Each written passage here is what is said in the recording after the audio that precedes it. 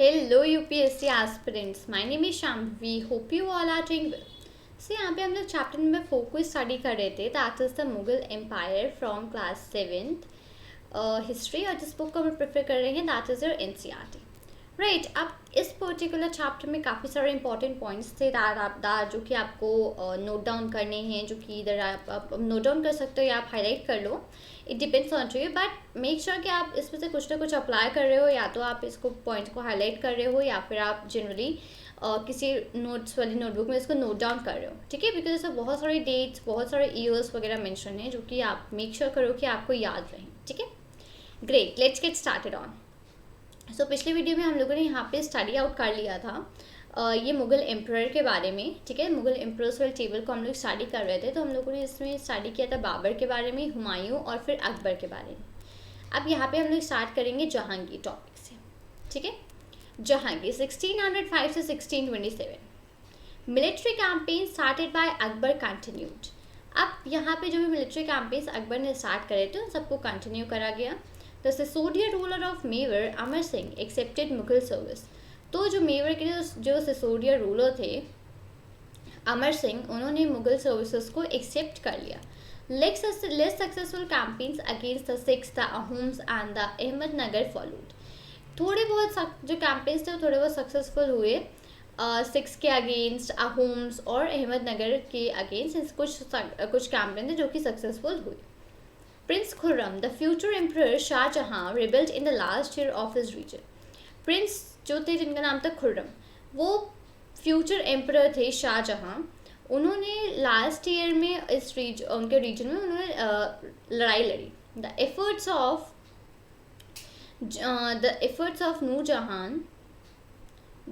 Noor Jahan Jahangir wife to marginalise him were unsuccessful. तो ये जो नूरजहां जो कि जहांगीर की वाइफ थी, जहांगीर को मार्जिनलाइज मतलब कि और ज़्यादा चीज़ें कवर अप करने के लिए जो भी उनके प्रयास थे वो अनसक्सेसफुल रहे थे. शाहजहां 1627 से 1658. Mughal campaigns continued in the Deccan under Shahjahan. Mughal campaign जो थे वो डेक्कन में कंटिन्यू करे गए शाहजहां के अंडर में.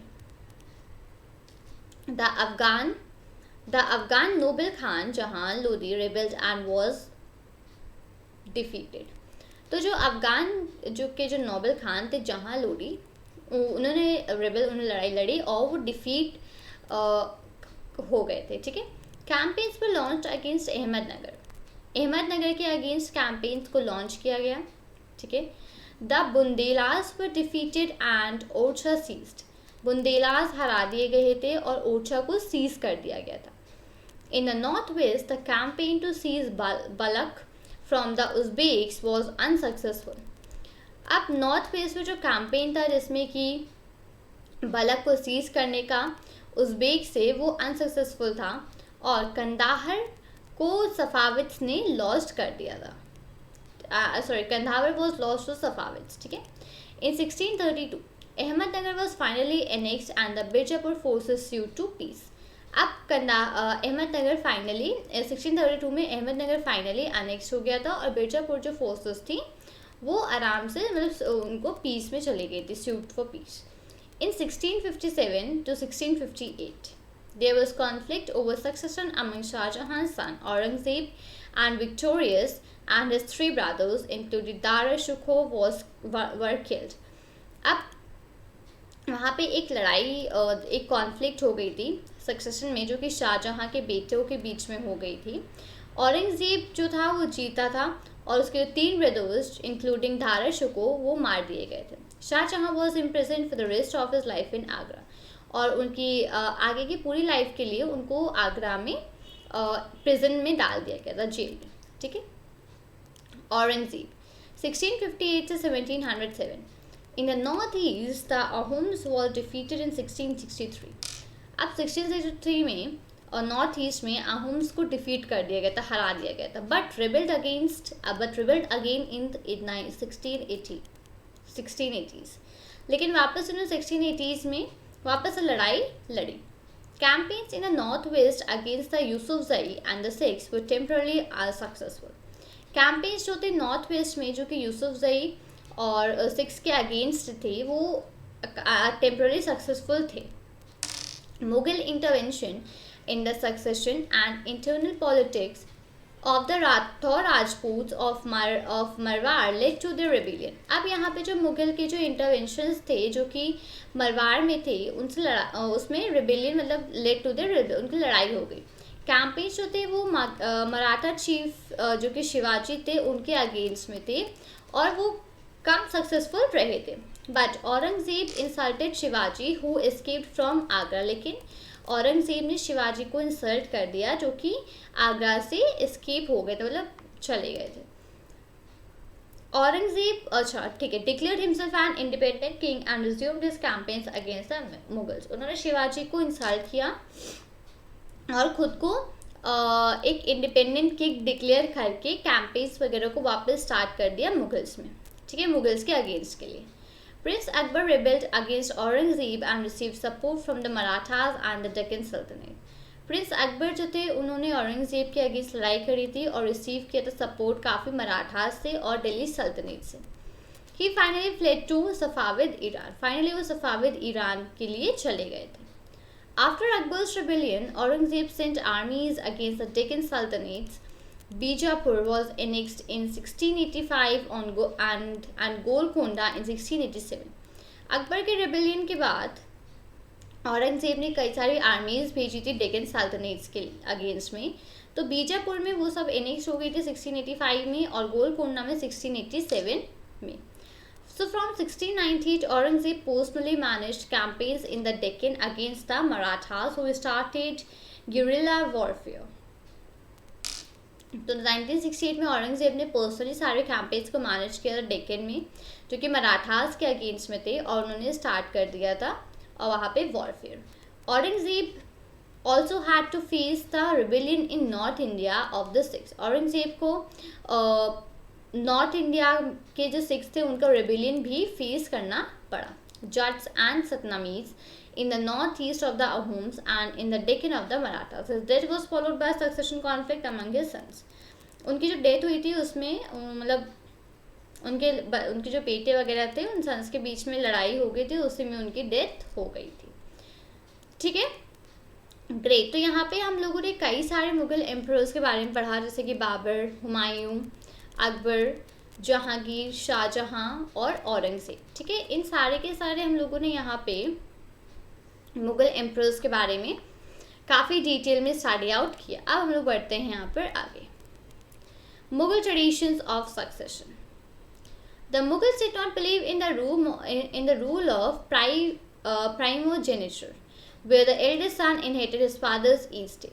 मुगल्स जो थे वो इस रूल में बिलीव नहीं करते थे जो कि प्राइमोजेनिचर का रूल था. इसमें क्या था ये रूल था कि जो बड़ा बेटा है वो फादर के ईस्ट जो जहाँ पे फादर रूल करते थे उसी में उनके बाद उनका जो बड़ा बेटा है वो रूल करने लगेगा. इस चीज़ में मुगल्स बिलीव नहीं करते थे. Instead they followed the Mughal and Timurid custom of coparcenary inheritance और division of the inheritance amongst all the sons. तो वो लोग जो मुगल्स थे वो ये मुगल और या फिर तिमूरिद कस्टम को फॉलो करते थे जिसमें कि और जितने भी उनके बेटे होते थे सबके पास इक्वली डिवाइड कर दिया जाता था. ठीक है follow the highlighted passages in table 1 and note the evidence for rebellions of Mughal princess. अब ये सारी चीज़ें आप इसको एक बार अपने आप ट्राई आउट करिएगा. ठीक है Mughal relations with other rulers. अब दूसरे रूलर्स थे उनके साथ मुगल के क्या रिलेशंस थे उनको देखते हैं. Take a look at table 1 once again. अब अभी जो टेबल 1 हम लोगों ने पढ़ी मुगल एम्परर्स के बारे में मुगल एम्पायर्स के बारे में उनको वापस से एक बार पढ़िए और उनको देखें. You will notice that the Mughal rulers campaign constantly against rulers refuse to accept their authority. हम लोगों ने ये नोटिस किया कि जो मुगल्स के जो रूलर्स थे वो वापस से कॉन्स्टेंटली कैंपेन करे ही जा रहे थे उन रूलर्स के अगेंस्ट में जो कि उनकी अथॉरिटी को रिफ्यूज़ कर रहे थे एक्सेप्ट करने से. ठीक है क्योंकि हम लोगों ने ऊपर देखा काफ़ी सारे कैंपेन्स वगैरह मुगल्स ने रन किए. ठीक है तो उसमें जो भी रूलर्स थे जो उनकी चीज़ों को एक्सेप्ट नहीं कर रहे थे तो उनके अगेंस्ट वो कैंपेन्स रन करे ही जा रहे थे. But as the Mughals became powerful many other rulers also join them voluntarily. अब जैसे कि मुगल्स धीमे धीमे पावरफुल बनते गए उसी तरीके से और भी जो रूलर्स थे वो सब भी मुगल्स को ज्वाइन करते गए। The Rajputs are a good example of this. अब एग्जाम्पल कौन से रूलर्स ज्वाइन करते हैं, तो इसका सबसे अच्छे एग्जाम्पल है राजपूत्स। तो जैसे जैसे मुगल्स पावरफुल बनते गए, धीमे धीमे राजपूत्स वगैरह उनको ज्वाइन करते गए। many of them married their daughters into Mughal families।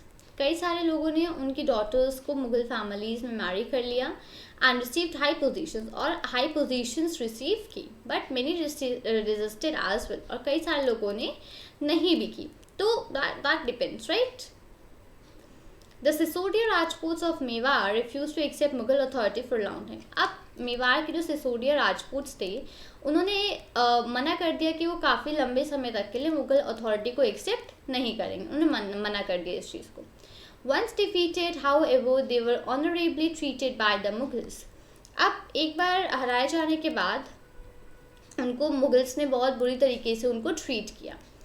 Given their lands back as assignments, उन्होंने उनके लैंड्स को वापस से उनको असाइनमेंट्स के तरीके से वापस कर दिया, ठीक है।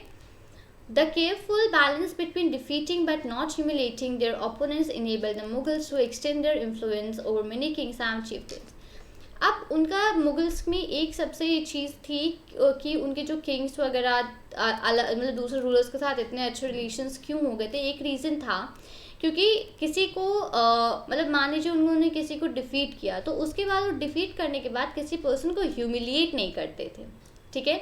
तो हराने के बाद भी वो उस पर्सन को ह्यूमिलिएट नहीं करते थे। जैसे कि यहाँ पे अभी देखा कि जो मुगल्स थे वो काफ़ी अच्छे से ट्रीट करते, जैसे सिसोदिया राजपूत्स को डिफीट करा था मुगल्स ने। उसके सिवा भी उन्होंने उनके लैंड्स वगैरह, उनके जो असाइनमेंट्स वगैरह थे सब उनको वापस कर दिए थे, उनको हराने के बाद भी। तो ये एक फैक्टर था कि जिस वजह से मुगल्स का जो भी रिलेशनशिप थी दूसरे रूलर्स के साथ, दूसरे चीफ्टियंस के साथ, वो काफ़ी अच्छे थे क्योंकि वो डिफीट करने के बाद भी किसी पर्सन को ह्यूमिलिएट नहीं करते थे, इस रीज़न की वजह से। But it was difficult to keep this balance all the time. अब ये जनरली ये चीज़ होती थी, लेकिन हर टाइम इस चीज़ को बैलेंस में रखना ये आसान नहीं था। Look at table 1 again. Note that Aurangzeb insulted Shivaji when he came to accept Mughal authority. अब यहाँ पे टेबल 1 में हम लोगों ने राइट अवे देखा था पहले कि औरंगजेब ने शिवाजी का इंसल्ट किया था, राइट। जब वो वापस से मुगल अथॉरिटी को एक्सेप्ट करने आए थे तब उन्होंने शिवाजी की इंसल्ट करी थी। ये ऊपर हम लोगों ने पढ़ा था मुगल एम्पायर में, मैं दिखाती हूँ कहाँ पे पढ़ा था, 1 सेकेंड। ठीक है, ये इस प्लेस पे था कि but Aurangzeb insulted Shivaji who escaped from Agra, declared himself an independent king and resumed his campaigns against the Mughals. ठीक है, ये लाइन हम लोगों ने यहाँ पे पढ़ा था। तो इसी के कॉन्टेक्स्ट में नीचे बात हो रही है कि जब शिवाजी वापस से आए थे तो औरंगजेब ने उनको इंसल्ट किया था। ओके ग्रेट, ठीक है, फाइन। तो यहाँ पे अब ये सारी चीज़ें जो हैं, ये सारी चीज़ें काफ़ी अफेक्ट कर रही थी, सारी चीज़ें काफ़ी इम्पॉर्टेंट हो रही थी, ठीक है।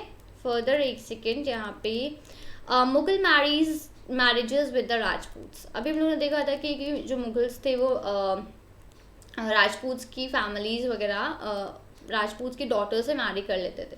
So the mother of Jahangir was a Kachhwaha princess. अब जहांगीर की जो मदर थी वो एक कच्छवाहा प्रिंसेस थी, जो कि डॉटर थी राजपूत रूलर जिनका नाम था अम्बेर, ठीक है, उनकी डॉटर थी। The mother of Shahjahan was a Rathore princess, daughter of the Rajput ruler of Marwar. और शाहजहां की जो मदर थी वो भी एक राठौर प्रिंसेस थी, जो कि राजपूत रूलर ऑफ मारवाड़ की डॉटर थी। तो जनरली यहाँ पे जो चीज़ लिखी थी कि many of the married their daughters into Mughal families and received high positions. तो जो राजपूत थे वो अपनी जो भी बेटियाँ होती थी उनकी मैरिज मुगल फैमिलीज़ में कर देते थे और उससे उनको हाई पोजीशन रिसीव हो जाती थी मुगल फैमिलीज़ में, ठीक है, ग्रेट, फाइन। अब यहाँ पे ये रिस्पेक्टिव मैप है, इसमें जो भी मिलिट्री कैंपेन्स वगैरह थे जो कि अकबर और औरंगज़ेब के टाइम पे स्टार्ट करे गए थे, वो सारी यहाँ पे जगह मेंशन है कि कहाँ कहाँ पे स्टार्ट किए गए थे। अजमेर, अम्बेर, दिल्ली, ठीक है, आगरा, इलाहाबाद, पटना। तो यहाँ पे जितने भी ये ब्लैक डॉट्स हैं इन सब जगह पे स्टार्ट किया गया था, पानीपत। तो इनको आप नोट डाउन कर लीजिएगा ये कौन कौन सी जगह हैं यहाँ पे, ठीक है। नॉर्थ ईस्ट में ऊपर की साइड पे। ग्रेट, यहाँ पे हम लोगों ने इस पर्टिकुलर वीडियो में हम लोग यहीं तक इसको स्टडी आउट करेंगे, जो कि पढ़ा हम लोगों ने मुगल रिलेशंस और उनके दूसरे रूलर्स के साथ रिलेशंस और उनके ट्रेडिशंस के बारे में पढ़ा। और मेन जो हम लोगों ने पढ़ा इस वीडियो में, that was the Mughal emperors. और हम लोगों ने स्टार्ट किया था जहांगीर, शाहजहां और औरंगजेब से। ठीक है, तो ये सारी चीज़ें यहाँ पे इस रिस्पेक्टिव वीडियो में हम लोगों ने स्टडी आउट कर ली हैं। अब इस सब चीज़ों में जो भी इम्पॉर्टेंट पॉइंट्स थे वो सब के सब मैंने मेंशन कर दिए हैं, मैंने उनको हाईलाइट भी कर दिया है एक एक्सटेंट तक।